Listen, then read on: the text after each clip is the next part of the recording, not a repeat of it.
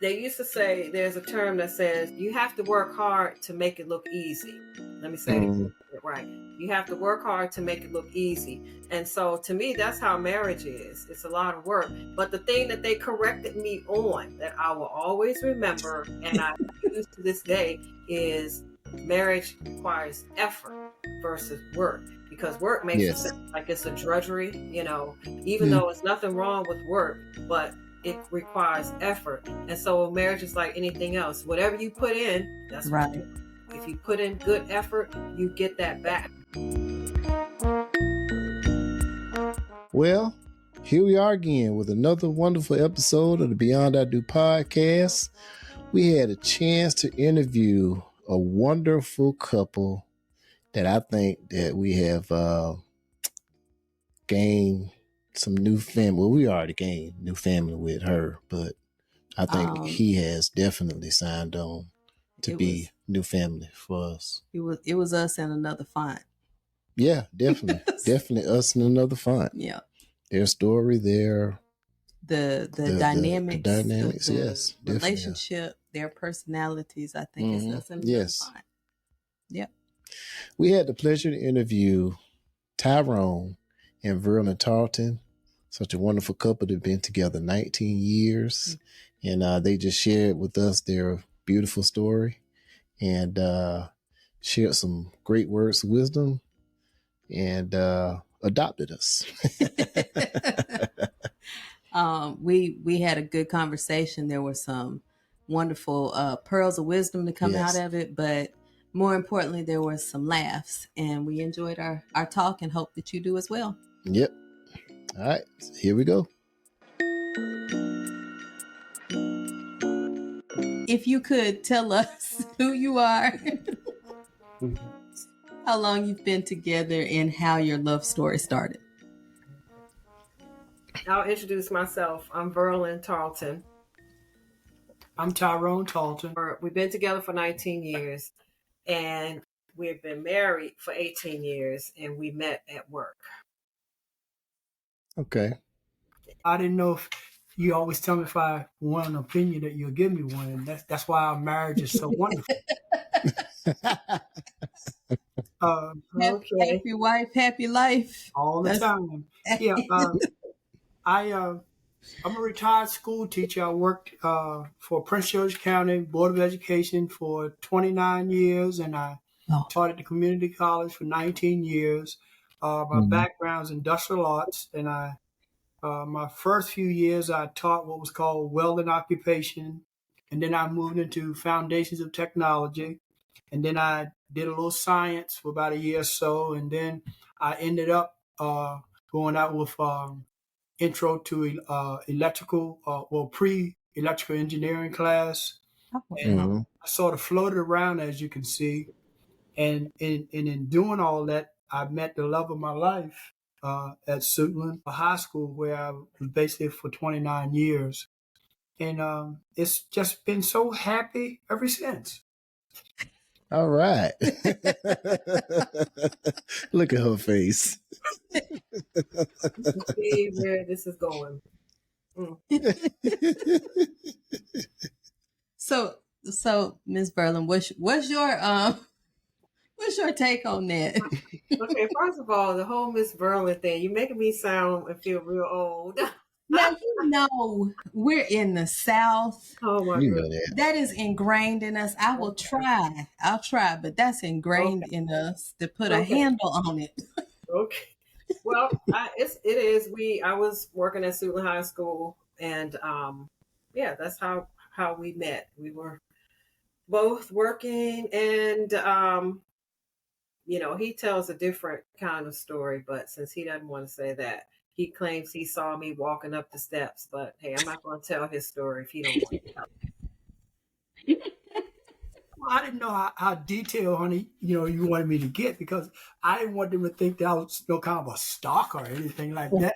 Because I mean, hey, when I saw her, it was like, hey, how you doing? I'm Tyrone, and the first thing you do is, hey, what church do you belong to? I figured I'd get through the church side. You know what I mean?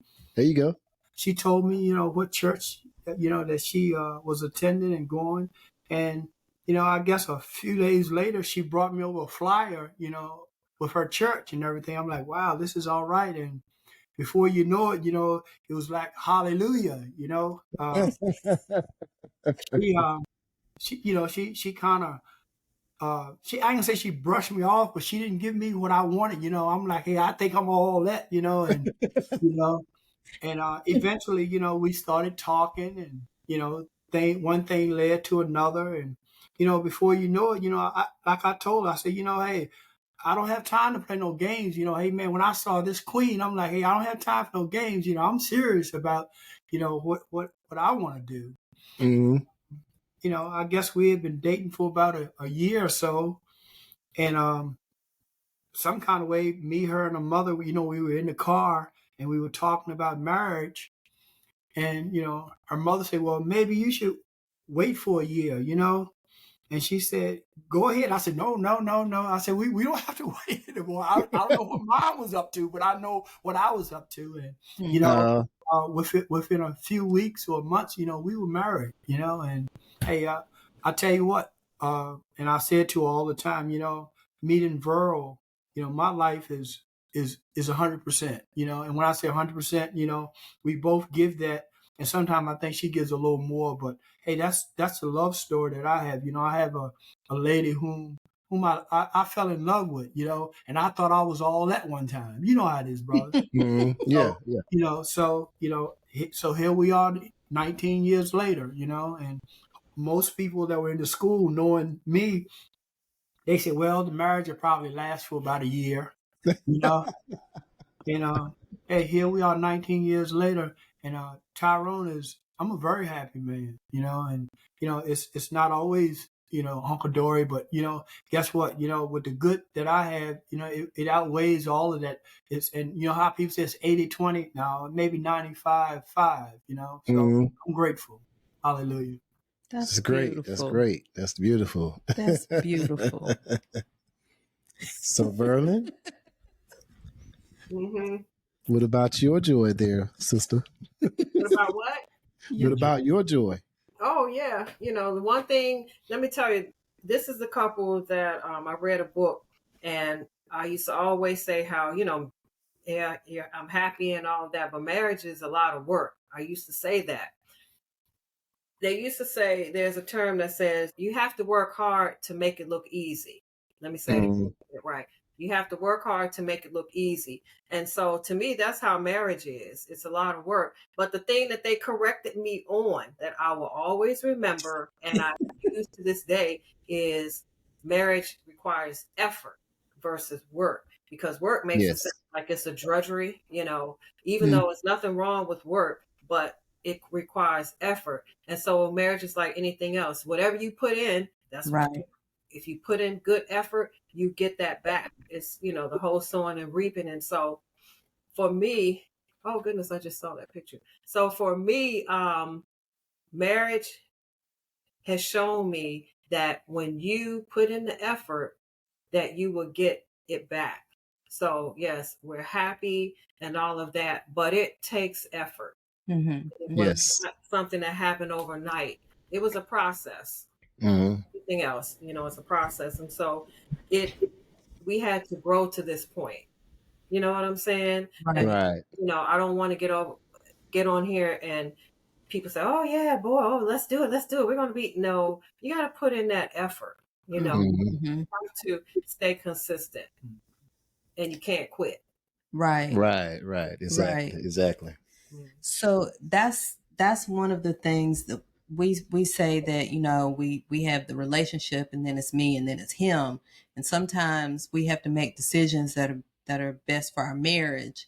And so that might mean that I may not get exactly what I want or do exactly what I want, but if I'm thinking what's best for our relationship, then that's what we do. And so I know for me that was a growing process. I grew up as an only child, and I wasn't used to sharing.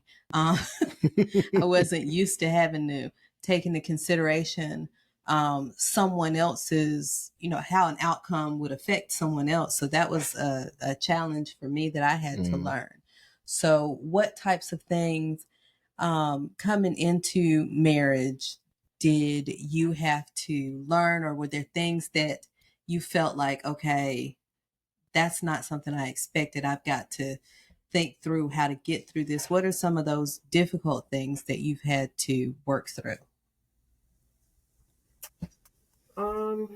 Let me think. Being an only child as well, and understanding to see another perspective, and to understand that how I may feel about something or how I perceive something is not the same way that somebody else perceives it. And to be able to come together and, talk that thing out. Because, again, being an only child, I wasn't, it's just some things I was used to and I wasn't used to. And so it is definitely a learning process. And my biggest thing, and we talked about this before, my biggest thing is that I've learned how to communicate better. Meaning I've learned how to listen, and before I was only listening to either respond, or I was listening. I was listening in 3D: deflection, denial, and defense. I was looking, I was going to deflect and turn it around to something that was done before. So if he said, well, when you said this to me, I felt this way or whatever, I was going to say, well, last week when you said such and such to me, I didn't say nothing. You know what I mean? So to defend and say, well, that's not what I said. That's not what I meant. You took it the wrong way. Or, had you not said this, I wouldn't have said that. I've never really been a denier. Like if I said it, I would not just flat out be like, no, I didn't say it. But in a way, when you try to deflect, you're denying your responsibility and denying taking accountability for your words. And so I think for me, learning that communication is not just talking, because that I do very well. And I can drag a point on for 2 years. But to actually run through that head up, boy. to listen, to understand, man, let me tell you, and he'll tell you, if I write a note, it's over. It's over. So whereas some men hate to hear, can we talk? He hates to see some paper coming. When I see that letter coming, I'm like, oh my goodness. Oh, Lord. Honey, let's just talk about it. He said, no, I want you to read this. Well, hey, Tyrone, what was the longest? Like 5-10 pages? How long was that thing? Average 5 to 10. And we'll add here that Verlyn is an author. Yes, so yes, she definitely is. She is.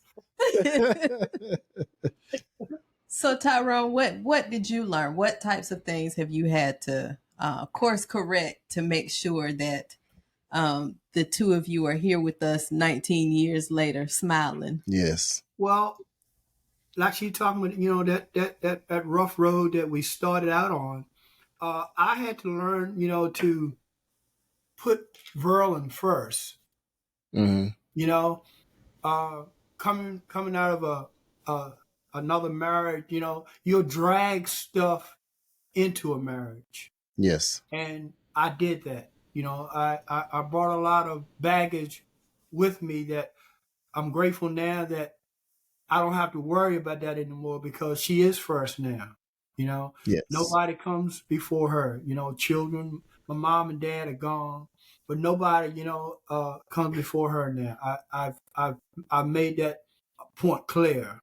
And when you're so used to just doing whatever you want, saying what you want, and not really having any sympathy or concern or compassion for somebody else's feelings, unconsciously, not, you're not, I wasn't being devious or anything like that, but it was just a norm for me. If one of my children say, hey, Dad, and, hey, look, Verl, I'll be back. I'm going over here. I'm going to do this. Or if one of them came over here and did something, I would say, okay, well, look, don't worry. It's okay, but it wasn't okay. And it took me a while to get there. And what I've learned from this relationship is that as the priest of my home, there's certain things that I have to do. And if I don't do those things, then it's going to cause confusion.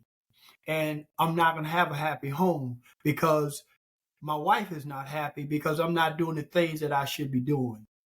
And once I got that together, then things began to smooth out for me. And a lot of people that, and I say family or friends, they realize that, hey, guess what?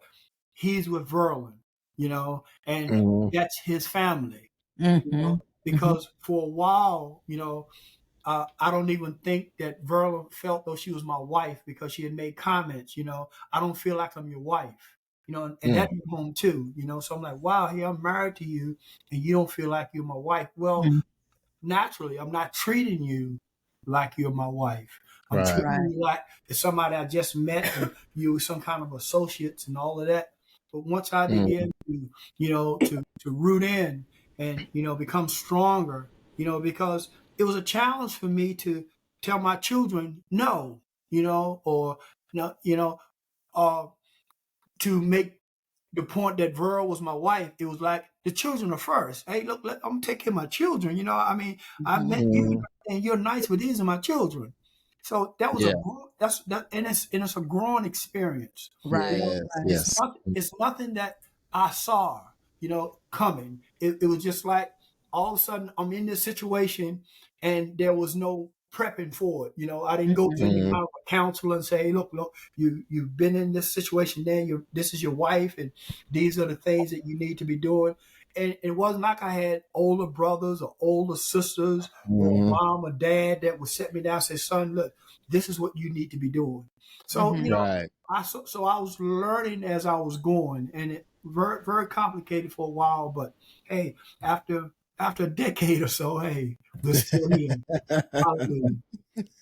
But that's good that you say that, because we are learning. I mean, we don't.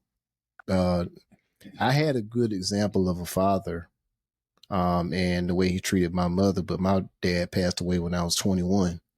So here I was 22 and getting married and didn't have that guidance. So it's kind of like I had to try to figure out, okay, what was the right way to go about being a husband. I was just trying to learn how to be an adult, more or less, being a husband. So it definitely is a learning curve. And, the good thing is Verlyn gave you grace during that time. Hallelujah. Right. To learn what is you need to know. Right. I was just thinking that because some of the things that we see today, people are ready to leave for less than what you said. And I'm thinking, if you're going to leave your spouse over socks that are in the middle of the floor, you're not going to ever be married, because no one is going to fit in every slot and check every box. There's going to be something that you have to extend grace and learn to compromise or to somebody we spoke to said collaborate and work together on those things. So that type of grace is something that I think people should they really need to think about going into marriage, because we have to extend it. Yep. We have to extend it, or we would have been divorced once a year. I think we would have at least once a year we would have parted ways. Well, here's the thing, in addition to grace, because I have been married too. We were both divorced and I have children from our previous marriage. And so I had a level of understanding, although our circumstances were different. And the thing is, in the back of my mind, I said, well, I know he's a good man. You know what I mean? Like the character who he is. He was a good man. He was a good provider. He was a good protector. Like I knew he loved me, but he was just trying to figure out how to navigate through this. We're very opposites. He is I'll just speak for myself. I'm a very, clear cut, like once it's over, it's done. and that's it. And so I had set very clear boundaries, and it was like, this is over and all of that. Whereas my husband's a little more compassionate, he's a little more gentle and things like that. So I had to learn that sometimes people just don't have the capacity to do a certain thing at a certain time. You know what I mean?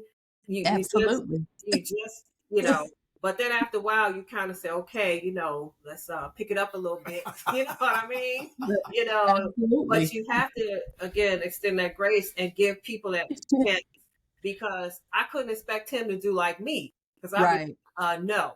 Right. But I know that's not his temperament.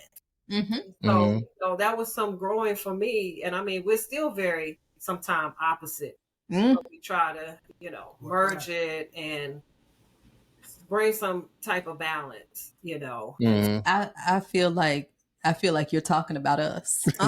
Yeah. That's us. That's with his family, that we had to work out how to draw boundaries and how to I'm your family now, and it's okay if behind our backs they're saying, well, she took him away from us. It's okay, they can think that, but we're over here busy building our family, and it's okay what they think.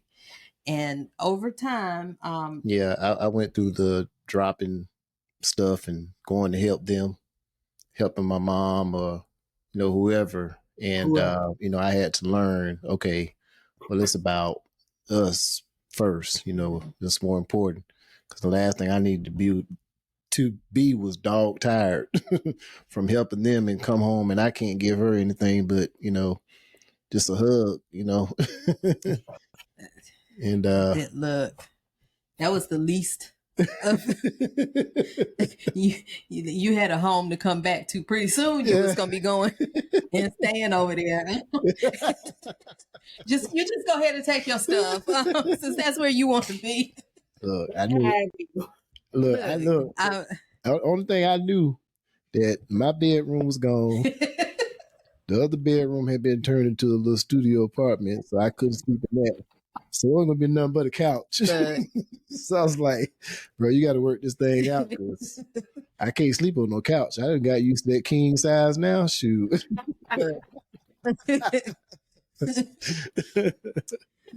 So in the midst of all of this and the learning and the growing, how is it that you two began to learn how to carve out that time for each other, and how to build that connection and grow that connection with each other?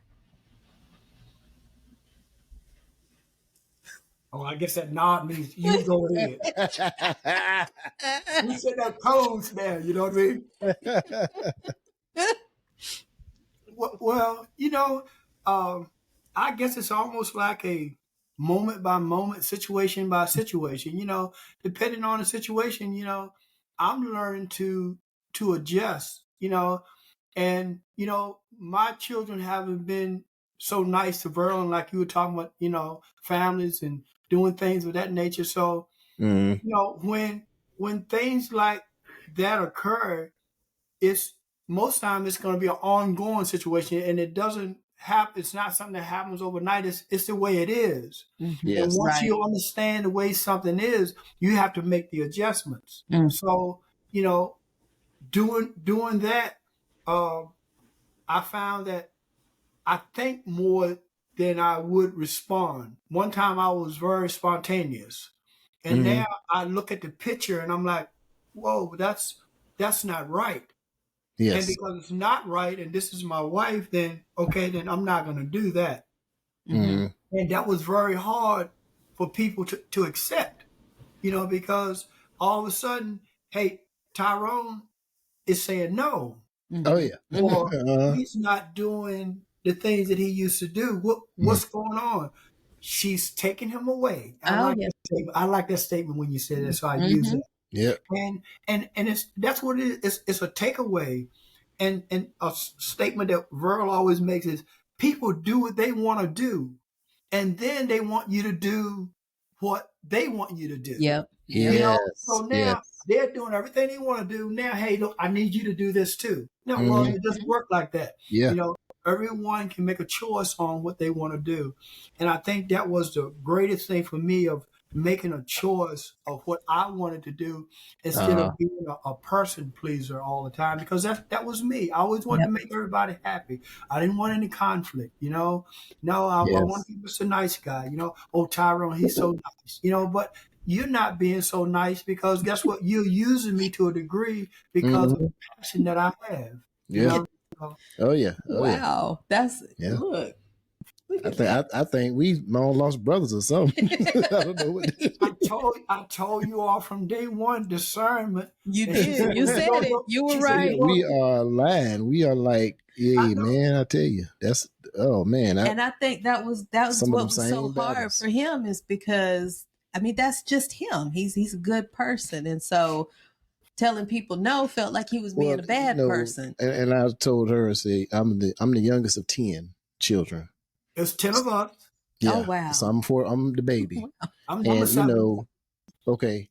So I was used to kind of like throughout life, this brother or sister needs help. You drop what you're doing and you're gonna go help your brother move. Even if I didn't agree with the situation, even if I didn't care about, the spouse or the girlfriend or whoever, I had to go help because it was expected of me. So coming into adulthood, it was just expected of me to be there. And once I got married, I had to learn, okay, I need to be here for my family as well. So I had to try to learn to create that balance. And one of the things that, I didn't have the same plight that you had because I didn't have children to be concerned about, but I almost, think about, well, definitely I didn't have to deal with that, but still it was like family members expecting, hey, Byron, he'll do it. He ain't got nothing going on. Then I finally had to just, utilize some strategies to say, hey, to learn to say no, even I didn't exactly say no. I learned how to say no without saying no. Just blame me. You're gonna say it's my fault anyways. Yeah. Just blame me. But that was a difficult thing and then we were so young. He's youngest of 10, so he was still like the baby of the family. But no, this is an adult and he has a child of his own as well as his wife. And so that was I think because I was an only child and the way that I was raised, I knew how to set boundaries, and I also I wasn't concerned about other people's feelings. That's out of my realm of control. And so he and I, I've softened a lot. I've softened a lot, and he's learned a lot about boundaries. But in the beginning, I was like, hey, your feelings are hurt. I'm sorry, but we're not coming. That's it. Yeah. So we had to learn that as well, that balance, but and also the boundaries. Yeah. Yep. And I wanted to go back to your original the question that you asked about carving out time and things like that. Initially, we didn't really do it. It was like whenever time came, we would go out or we would do something. And then maybe about a year or two ago, we said we will be intentional about having a date night, just doing something. Even if it's just going up the street to IHOP, the children were a little older and we could leave them at home versus before, having younger children. And we don't live close to folks so they can just pop over. And so that was one thing. And then I guess in the past, 2 years, he's been retired. And so he's here all the time. He has to say it all the time. Why don't you go to it, Tyrone? We don't have to carve out anything. Right. There you go. There you go. He's always here.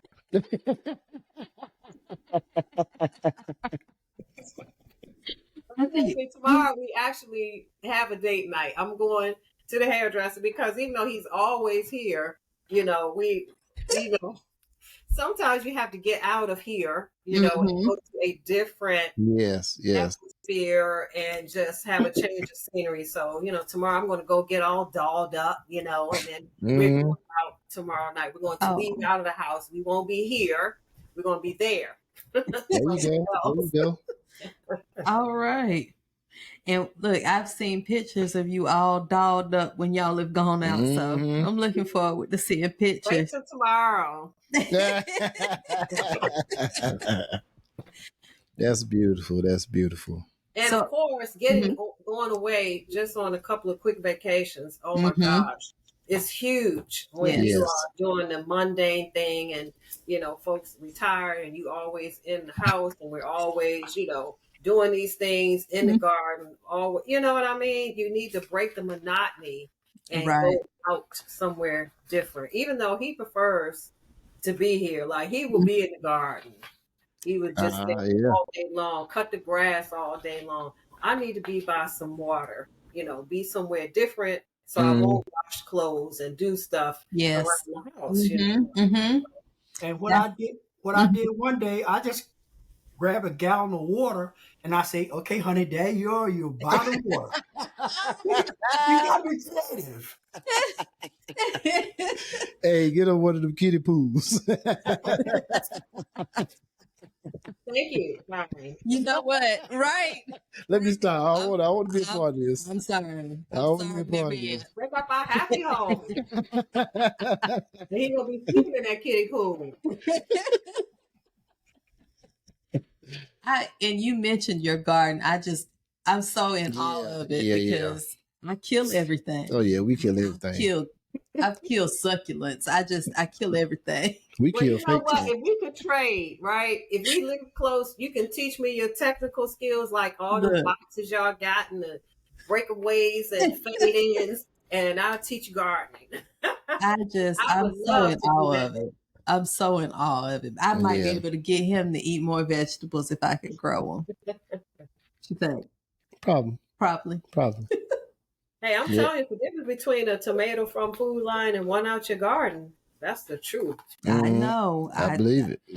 I don't like tomatoes, but I'll eat them out of my garden. See, that makes a big difference. We're going to get there one day.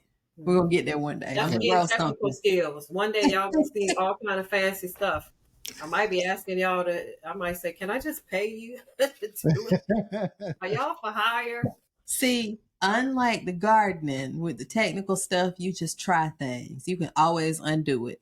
Once I kill those plants, I can't bring them back. Yeah, it's hard to bring them back. They're gone. It start getting brown and stuff. You be like, oh, I'm happy. Do have one that has almost made it a year. Almost a year. Yeah, we did good with that one. Yep. So I know that, Verlyn, from your podcast before you do podcasts and some of the things that you post, service within your marriage and serving each other is a big thing for you. So explain to us what that means and then how, as husband and wife, how you serve each other within marriage. Well, most of the time, in my opinion, we go into marriage basically looking for what we can get out of it. You know, I want to be this, I want to have that, you know.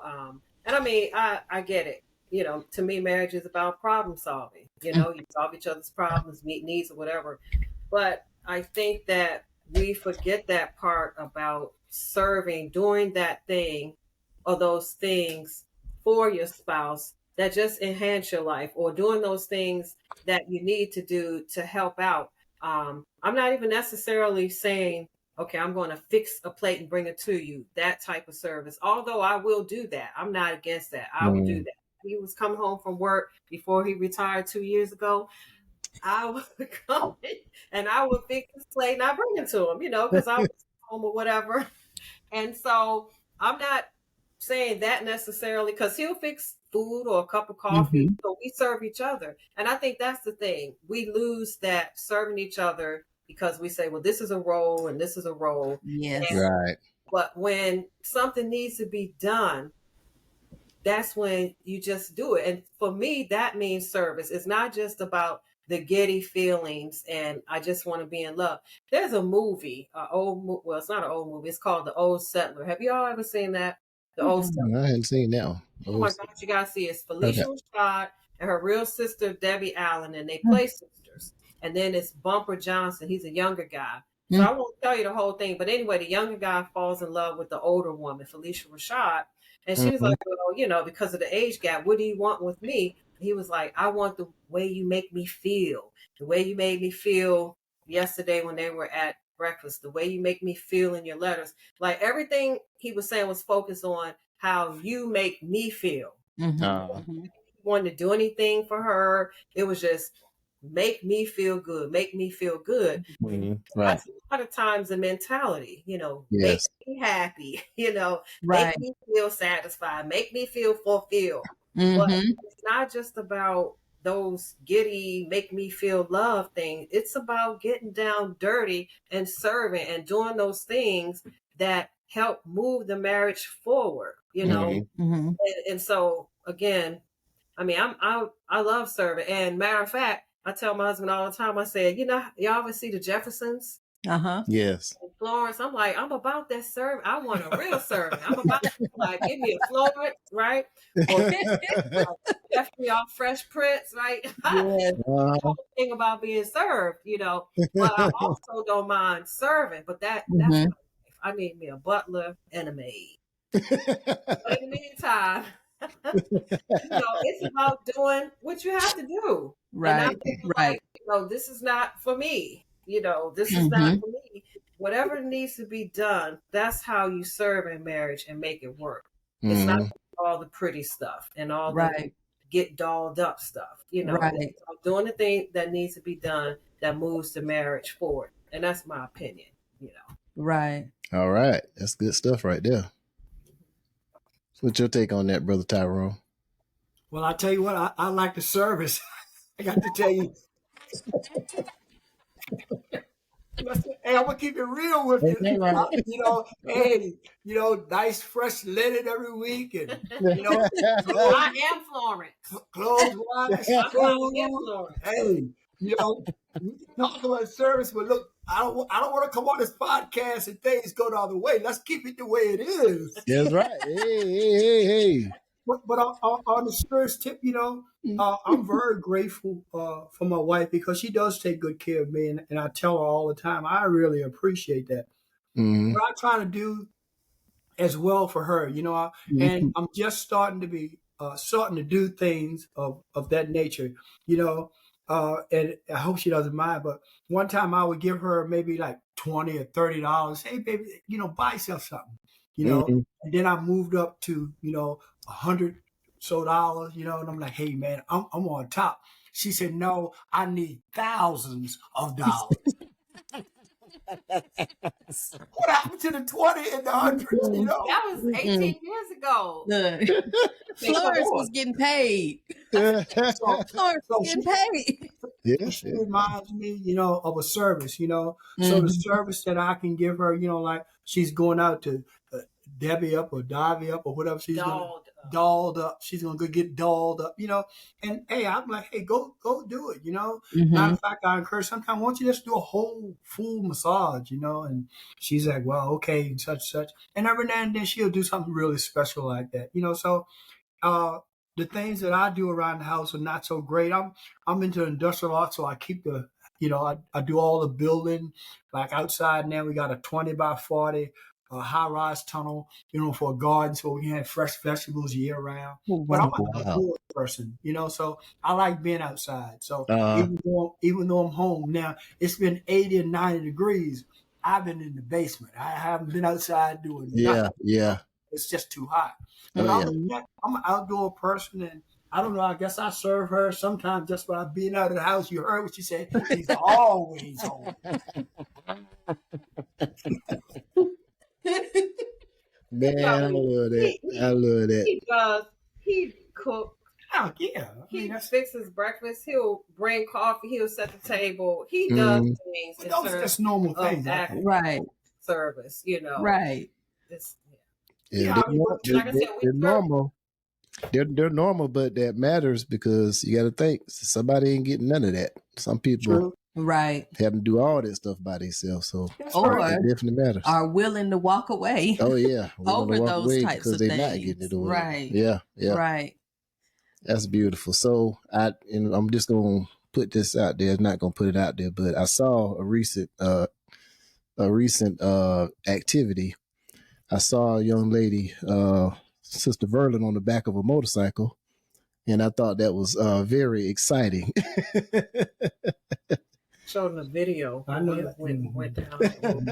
I was trying to encourage her to go more often. Yeah. When he started, I was again. Well, I didn't want him to get a motorcycle. I told him no.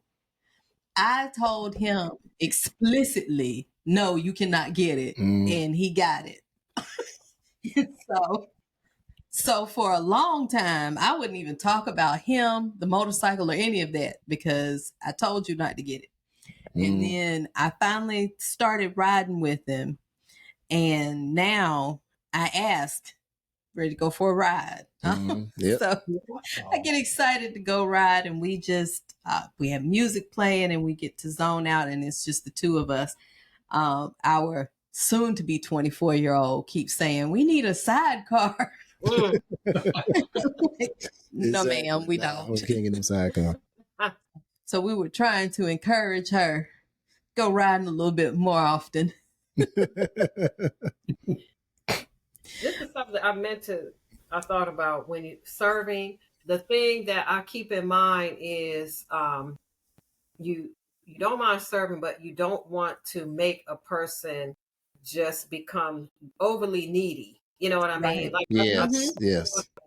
You know, it's one thing, we all need somebody, but don't be needy. It's a difference between needing someone and being needy. Right. So Right. in that scope, you know, I always keep in mind that we want to serve each other, but you don't want to handicap a person. You know, right.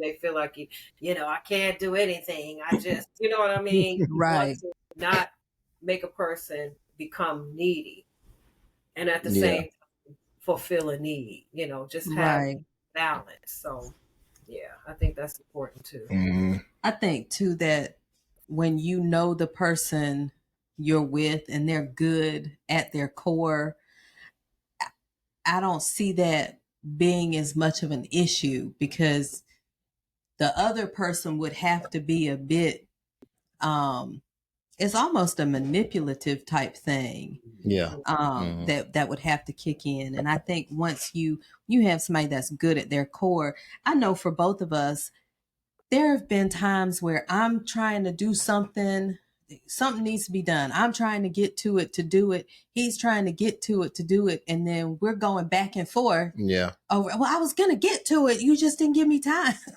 So it's the idea of trying to make things easier for each other.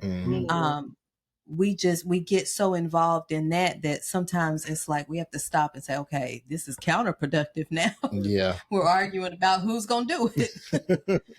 So moving forward, what's the future look like now that Mr. Tyrone is retired and oh yeah, and he's home and all the time. What else is moving forward? What other plans and dreams and goals are there? Well, for me, podcasts, like I'm trying to be the #1 podcast for women. I'm trying to be the Ask Burl segment, you know, like my passion is I want to see us happily married. Right. Like, yes. I love seeing not even the idea of love and being in love because that's fleeting, you know, and that's an emotional thing, but to see people truly connected and truly happy and building a legacy of love. And now I'm getting more into this research, and I'm not going to go off too much about how marriage is tied in with building wealth. Oh my God. That's a whole, we talked about that, Margaret. I sent you information, and just getting on that trajectory where not just us thinking about us right now in this generation, but Right. then, there's another generation and another generation, and Yeah. we're planning, what we're going to do in a month or two, and other people are planning 2 and 3 generations, Right. and but you got to start somewhere, and I think that's Oh, where it yes. starts with family and marriages. You need that foundation to even build wealth. And so, Right. like, I'm heavy on that right now. And so, where I see myself is really delving into that arena where I want to make impact. Mm. So, Yes. life, my word, my podcast, anything that I'm doing can make an impact on those that are coming behind me to say, Right. look, get married, be married. It's okay. Don't listen to what society is saying. Don't Yes. look at social media and see that as a compass, Right. man, and I can do it myself. No, miss me with that. We Right. need each other. We Mm-hmm. were made Right. Yeah. to be in community with each other. And so that's my thing. That's why I started a group for women. That's why I have, the podcast. That's why I'm doing my website. Like, I want to see us happily married and moving forward and building Absolutely. legacy. So yeah, that's what I'm looking to do. Absolutely. That's I mean, and beautiful. that's just my personal thing. But, in terms of marriage, I mean, I don't know. It's like, you do the typical things, you buy a home, you get some transportation, you have some children. I don't know what's left other than at this point seeing, what he wants to do, what I want to do, and we know we're going to do it together. Right. Right. Yeah. Right. Right. That's good. That's good stuff. Oh yeah. Oh yeah. About you, Ty? Well, I support what you said.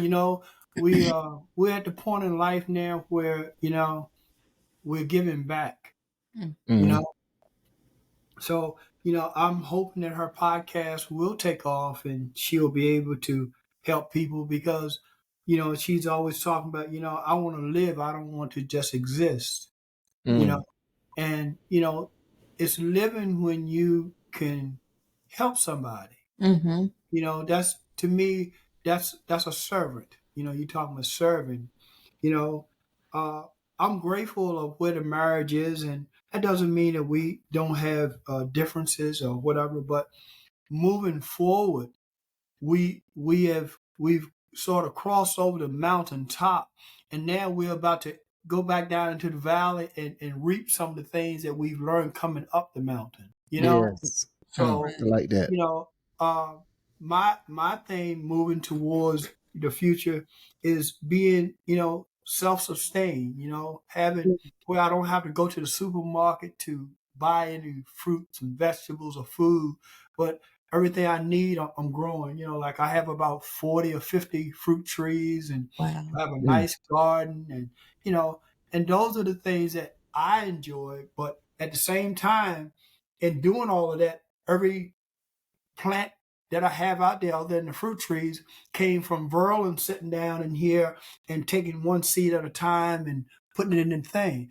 So wow. it's like, yeah, I have a beautiful garden, but my wife took the time out to plant the seeds. That's Yes. So, like the words say, you plant a seed, I'll do the watering, I'll do the nurturing. right. And that's where it is with me moving forward with my wife. It's nice to have somebody that, participates in what I like doing. Yes. I like gardening. I like my fresh tomatoes. I can go right out there and then just pick a fresh red tomato and just eat it right off the vine. That's what I do. So, That's cute. those are the things that I feel though that we're moving towards the future, giving back, giving back. And hopefully, with this farm thing, we talked about, I'm not in it to make money. I'm gonna probably end up giving most of it away, so if you guys move closer, I'll give it to you. Yes. Yes. Don't tempt me. Now, I'm let me always tell ready you, to move. I'm about helping people and I want to do all that, but eventually I'm trying to hire me a Florence. So I need to get this podcast and these speaking engagements Right. rolling so I can get me a Florence We're around gonna here. start praying for Florence, but you'll get Florence part time now. She ain't got to get one full time. You get one part time. Just start out. I like the idea of having a live-in. Y'all would watch that, y'all would watch how they be living. Right. They come in and somebody just be like, your breakfast is ready. Right. What? Right. That is my life. Not even a thought, just breakfast ready from the beginning to the end. And Louise was not working anywhere. Nowhere. That penthouse. Nowhere. And Florence have her coffee ready. What? Yes, my life. Look, dishes put away at the end of the night before you go to bed, but you didn't have to do it. I get it. Yep, say, Tyrone, man, you got to do some more planning. We all want a chord, I can tell you that. I guess we got to do some more planning, brother. Nobody. Gotta hop that bike. Oh yeah. Look, that's the other woman. I don't know. I just had to make peace with her. Me and her just had to be friends because he let me know real quick she wasn't going nowhere. Eventually. He says that, but eventually we've visited Panama twice now this year. Wow. And I am ready to move. And he's looking around saying, I don't see many motorcycles down here, do they? I don't see many. Now, where are you all from? Where are you all living? We're in South Carolina now.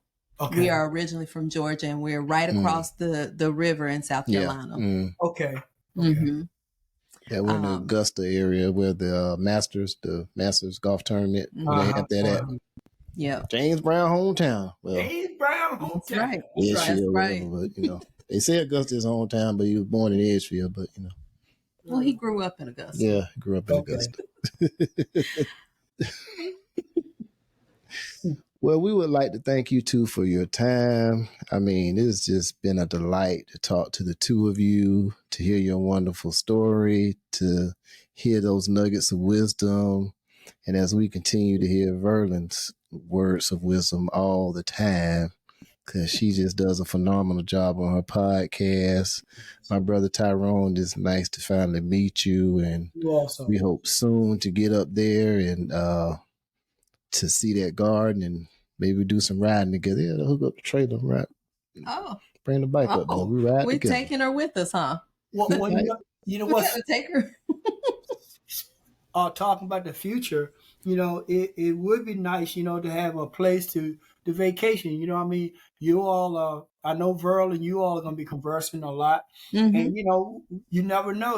We may have a place where we can go once a year or whatever. You all have somewhere where you can go once a year. There you go. There we go. You come here during the summertime, all the fruit and vegetables, and then what I'll do, I'll load you up going back, so it'll hold you for going back. All right. That sounds like a plan. I got to tell you this one more thing, because we're talking about going back to the motorcycle. I told them about how when you went back to our old neighborhood, how you riding your Harley. Tell them. No, we already talked about. I don't want to talk about that. Please. I don't want. No man's gonna ride on the back of my motorcycle. That's I said, he was like, "Hey man, can you give me a ride?" Oh man! Believe he think I'm gonna have some man. That's a man law violation right there. That's the and I don't even want to talk about it. You know what I mean? I did the same thing to him. Was it your bike or was it his bike? And y'all were riding, and I said, "Well, just get on the back of the bike with him." Oh yeah, my brother's bike broke down. My brother's bike broke down. I was like, nah, we can't do that. That's a funny video I saw of one brother. He was riding the bike and the other dude was on the bike, but he was turned around. And it was a harness, so he had his legs spread. Oh man, that thing was funny. I said, yeah, now if I had to get my brother to safety, that's the way it's gonna be. That's the way it's gotta be. And on that note, again, we thank y'all. Oh yeah, welcome back. Man, I tell you. Told you were gonna laugh. Like, yes. I mean, we laughed, we cut up. That was a good time. That was a real good time. I think that the idea of service within marriage, and I know that that's something that Verlyn really she speaks a lot on, and she believes in, and that's something that I don't think we have used those words, but that is something that that we tend to do. What we say is we try to make it easy for the other person. So we appreciate those pearls of wisdom. We appreciate their time and their sharing with us, and we hope that you enjoyed it as well. Yeah, we hope that you guys enjoyed that. I mean, I tell you. Also, for any wives or wives to be or want to be wives to be, yes, Verlyn has a group, a Facebook group that you can join, and we will make sure that that information is linked. But it is the Before You Do podcast, and on Facebook, her Facebook profile is author Verlyn Talton. We'll have all those links, but make sure to join her group, follow her page so that you can be updated and so that you can get a hold of some of those resources that she has. And she also has a book, The Next Wife, that I've read, and it's her perspective of remarriage being the second marriage. And even though it's not my situation, there was still a lot that I gained from that. So we'll have all that information linked for you. And until next time, we will holler at y'all.